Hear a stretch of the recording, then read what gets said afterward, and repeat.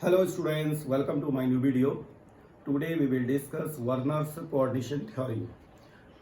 किसी भी coordination compound को एक्सप्लेन करने के लिए वर्नर्स ने सबसे पहले एक थ्योरी दी है जो कि बहुत सिंपल थ्योरी है, जिसमें बहुत ज़्यादा टफ भी नहीं आप लोग के लिए है। तो आज उसी को हम डिस्कस करेंगे। तो वर्नर ने सबसे पहले तो ये बोला था कि कोई भी कोऑर्डिनेशन कंपाउंड है उसमें दो तरह की वैलेंसी होती है। एक वैलेंसी को बोला है प्राइमरी वैलेंसी और second one is secondary valency. Okay, तो नाउ पहले डिस्कस करते हैं कि किसको प्राइमरी वैलेंसी बोलेंगे, किसको सेकेंडरी वैलेंसी बोलेंगे। कोई भी एक एग्जांपल ले लेते हैं। लेट अधिकतर मैं आपसे कहता हूं कि एक कंपाउंड है जैसे K4FeCN6, हम इसको लेकर के प्राइमरी और सेकेंडरी को मैं आपको समझा देता हूँ। K4FeCN6 एक कोऑर्डिनेशन कंपाउंड है। ओके, तो इसमें किसको आप बोलेंगे प्राइमरी वैलेंसी और किसको बोलेंगे सेकेंडरी वैलेंसी, इसको हमने देखना है। तो आप देखते होंगे कि जो सेंट्रल मेटल एटम है, देखिए ये सेंट्रल मेटल एटम है, ये आपको पहले भी मैंने बताया है। सेंट्रल मेटल एटम या आयन जो जिस फॉर्म में होगा, सेंट्रल मेटल ये हो गया आपका। तो और ये जो आपका CN है इसको हम क्या बोलते थे, लिगेंड बोलते थे। तो वर्नर थ्योरी में तो ऐसा कुछ भी नहीं बोला है अभी फिलहाल। वर्नर्स की थ्योरी में क्या क्या बोला गया है वो बताते हैं कि कोई भी कोऑर्डिनेशन कंपाउंड होगा वो दो तरह की वैलेंसी को शो करेगा। एक होगी प्राइमरी वैलेंसी जिसको कि 1 डिग्री वैलेंसी भी बोल सकते हैं, 1 डिग्री वैलेंसी। ओके, और सेकेंड होगा आपका सेकेंडरी वैलेंसी। दो तरह की वैलेंसी इसमें है, प्राइमरी एंड सेकेंडरी। अब प्राइमरी वैलेंसी कैसे आपको पता चलेगी, आप इस कंपाउंड को आप देखिए K4FeCN6। तो जो सेंट्रल मेटल एटम है उसकी जो ऑक्सीडेशन स्टेट निकलेगी वो प्राइमरी वैलेंसी को इंडिकेट करेगा। ठीक है ना, इट मींस प्राइमरी वैलेंसी जो है वो ऑक्सीडेशन स्टेट, ये किसको बताएगा आपका, oxidation state of central metal atom, central metal atom और आयन जो भी होगा। ठीक है ना, किसी भी कोऑर्डिनेशन कंपाउंड का जो सेंट्रल मेटल एटम होगा वो उसकी प्राइमरी वैलेंसी को भी इंडिकेट करेगा। नाउ सेकेंडरी वैलेंसी को कौन इंडिकेट करेगा, जो आपके सेंट्रल मेटल एटम के साथ में जो कोऑर्डिनेशन नंबर उसका होता है, इट मीन्स जितने लिगेंड्स उसके साथ में जुड़े रहते हैं। तो इट मीन्स जो लिगेंड है, नंबर ऑफ लिगेंड, मैं इसको शॉर्ट में लिख देता हूँ, number of ligands. Okay, number of ligands जो होंगे इट मीन्स कोऑर्डिनेशन नंबर जिसको आप बोलते हैं, वो जो है क्या इंडिकेट करेगा, सेकेंडरी वैलेंसी को। इट मीन्स कोऑर्डिनेशन नंबर जो होगा, कोऑर्डिनेशन नंबर वो इंडिकेट करेगा सेकेंडरी वैलेंसी को। ओके, इतना तो क्लियर हुआ, ये आप लोगों ने पहले भी देखा हुआ है। तो अब देखिए प्राइमरी वैलेंसी जो होगी ना, जो कि सेंट्रल मेटल एटम की ऑक्सीडेशन स्टेट से इंडिकेट होगी, ये प्राइमरी वैलेंसी जो है आयोनाइजेबल होती है। आयोनाइजेबल प्राइमरी वैलेंसी आयोनाइजेबल है। एक्चुअली आयोनाइजेबल क्यों है, देखिए उसको कैसे आपको समझना है। अगर आप इस कंपाउंड को ब्रेक करेंगे, जैसे ये ब्रेक होगा तो कैसे ब्रेक होगा, देखिए अगर इस कंपाउंड को आप ब्रेक करते हैं तो 4K पॉजिटिव प्लस FeCN6 और इस पे कितना आ जाएगा, देखिए 4K पॉजिटिव, 4 पॉजिटिव है तो यहाँ पे कितना नेगेटिव होगा, 4 नेगेटिव होगा।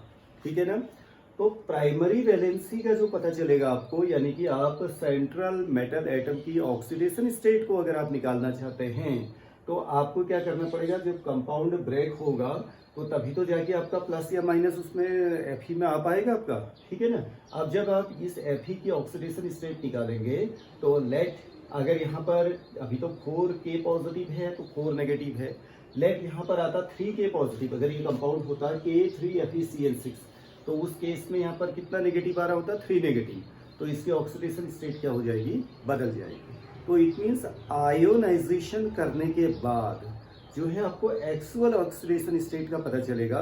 बिना आयोनाइज, अगर वो आयोनाइज होता ही नहीं है तो ऑक्सीडेशन स्टेट कुछ और होगी, आयोनाइज होता है तो ऑक्सीडेशन स्टेट कुछ और होगी।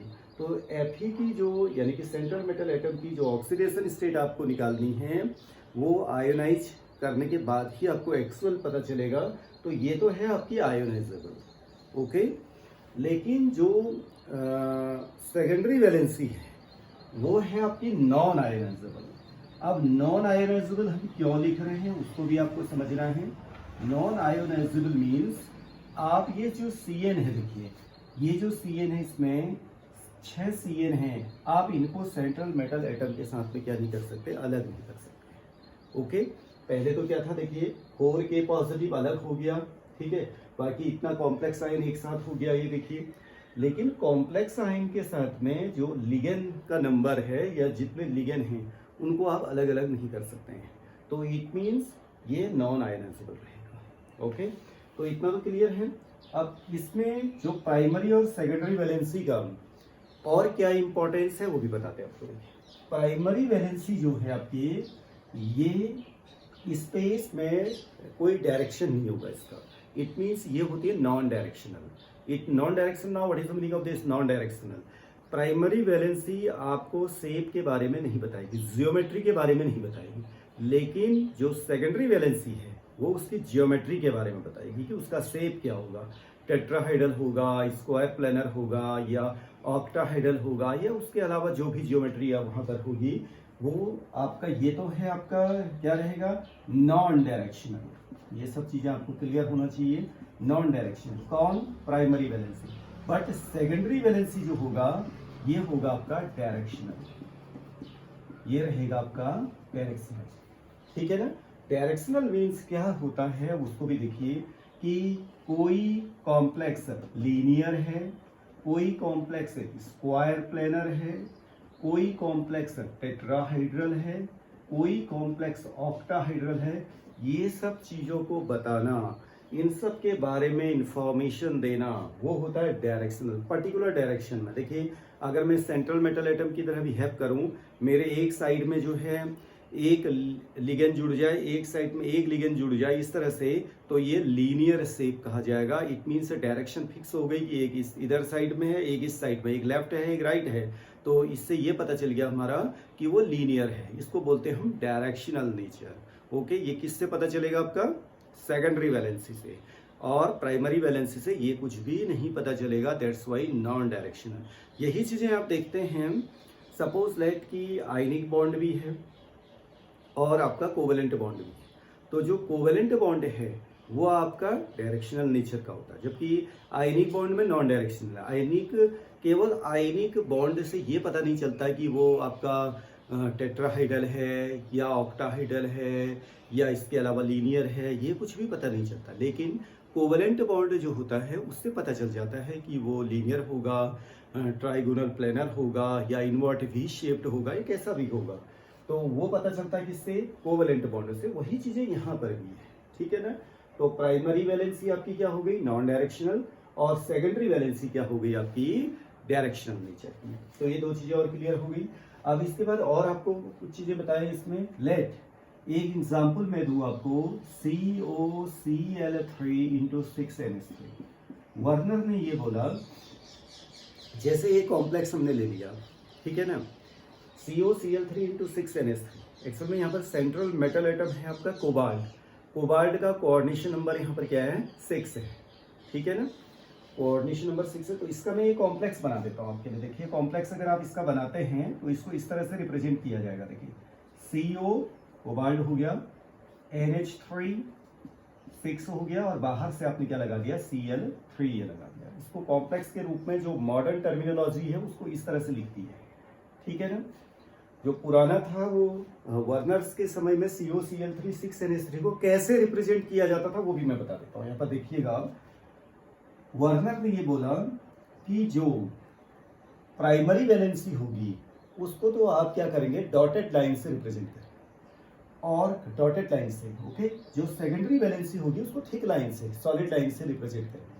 अब उसका भी उसने रीजन दिया था। देखिए उस वक्त साइंस तो इतना डेवलप नहीं था, तो लेकिन तब भी उसने बहुत सारी चीज़ों को जो है बिल्कुल आज के समय में मुझे ऐसा लगता है कि बिल्कुल सही रिप्रेजेंट किया गया था।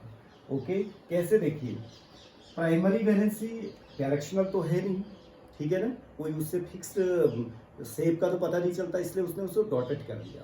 लेकिन जो सेकेंडरी वैलेंसी है वो क्या है आपके एक पर्टिकुलर शेप को इंडिकेट करती है, पर्टिकुलर ज्योमेट्री को इंडिकेट करती है। तो उसने कहा कि वो सॉलिड लाइन से आप रिप्रेजेंट करिए। अब यहाँ पे कैसे उसने इसको रिप्रेजेंट किया था वो भी आपको देखिए, कैसे CONH3, okay, CONH3, okay, CO के साथ में NH3, CONH3, okay, CONH3, CONH3, okay, there are 6 NH3, इसको इस तरह से रिप्रेजेंट करिए। नाउ 3 क्या है आपके Cl, okay, dotted line Cl, okay, dotted line Cl, okay, dotted line Cl। इस तरीके से रिप्रेजेंट किया उसने क्या, प्राइमरी वैलेंस को। This is primary valency, okay. ये डॉटेड लाइन है आपके primary valency. These are the solid lines, these are represented, किसको रिप्रेजेंट कर रही बोलिए, सेकेंडरी वैलेंस को रिप्रेजेंट कर रही है। 1 2 3 4 5 6, ये 6 आपके ये है, और 1 2 3 ये आपके क्या हैं, Cl3 है, ये प्राइमरी वैलेंसी को इंडिकेट करते हैं। जो सॉलिड लाइन है, ये सॉलिड लाइन आपकी इसको रिप्रेजेंट, सेकेंडरी को रिप्रेजेंट करेगी, और साथ में ये क्या है उसके शेप को बताएगी, ओके। इससे शेप पता चल जाएगा आपको, ओके, और इनसे क्या पता चलेगा आपको, शेप का पता नहीं चलेगा, ओके। कितना आयंस बनेंगे वो चीजें इससे रिप्रेजेंट हो सकती हैं। आयंस तो रिप्रेजेंट हो जाएंगे, कितने आयंस बनेंगे। अब देखिए मॉडर्न टर्मिनोलॉजी में क्या क्या चीजें किया। अगर COCl3 × 6NH3 है, इसको आप ऐसे रिप्रेजेंट करें, ठीक है। Let now little will be change, okay, COCl3 × 5NH3। अगर ऐसा कहें तो यहाँ फॉर्मूला क्या बन जाएगा, आप उसको भी देखिए, CONH3 5, ओके, NH5 तो है, एक और Cl लगेगा अंदर कोऑर्डिनेशन स्फीयर के अंदर, और बाहर हो जाएगा Cl2।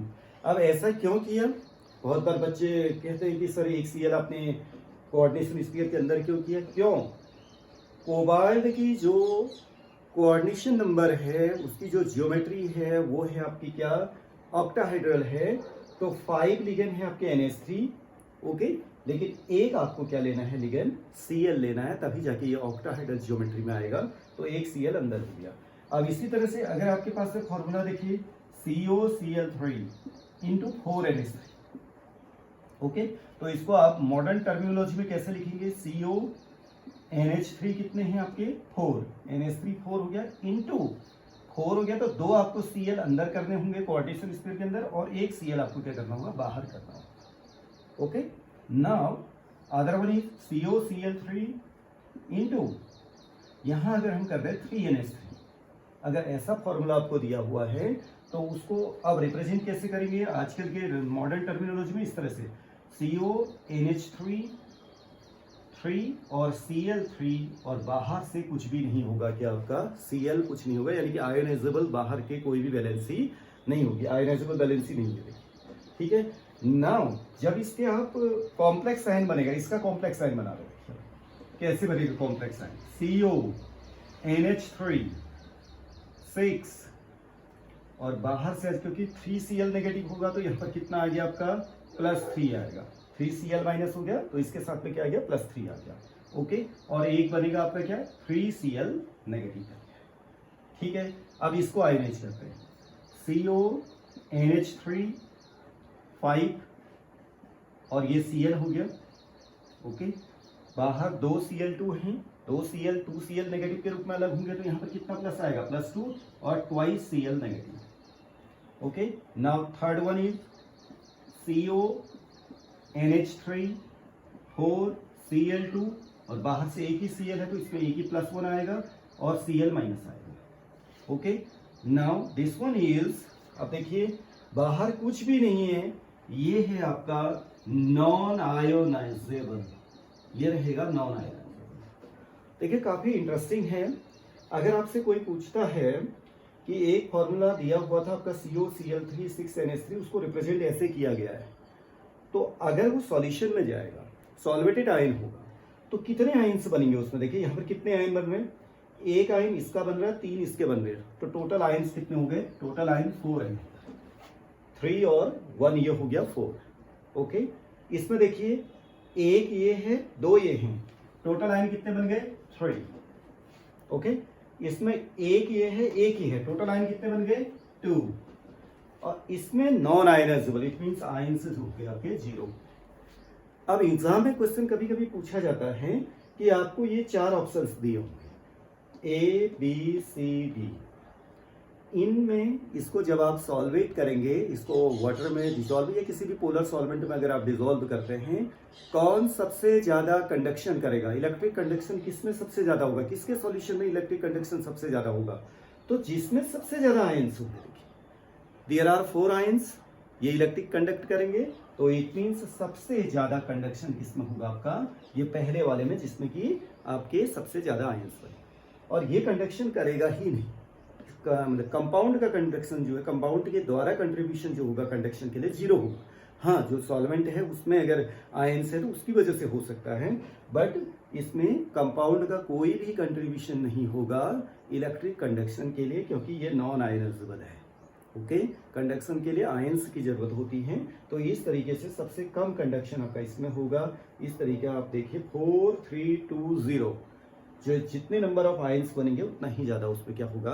कंडक्शन होगा। ओके, तो मैंने ये आपको कोऑर्डिनेशन थ्योरी के बारे में बताया। कोऑर्डिनेशन थ्योरी जो वर्नर्स में कही गई है वो इतना ही उसने बोला है कि प्राइमरी वैलेंसी, सेकेंडरी वैलेंसी को उसने एक्सप्लेन किया हुआ है, देन आयोनाइजेबल नॉन आयोनाइजेबल को एक्सप्लेन किया है। सिंपल सा है कि ऑक्सीडेशन स्टेट से आपकी प्राइमरी वैलेंसी इंडिकेट होगी और कोऑर्डिनेशन नंबर से क्या होगा? आपका सेकेंडरी वैलेंसी इंडिकेट होगा। तो बच्चों आज इसको आप देखिएगा ध्यान से, और इसके बाद जो है आगे हम नेक्स्ट इसके जो कॉन्सेप्ट हैं कोऑर्डिनेशन कंपाउंड्स के उसको लेके चलेंगे। Okay, thank you very much. Now see you in next lecture.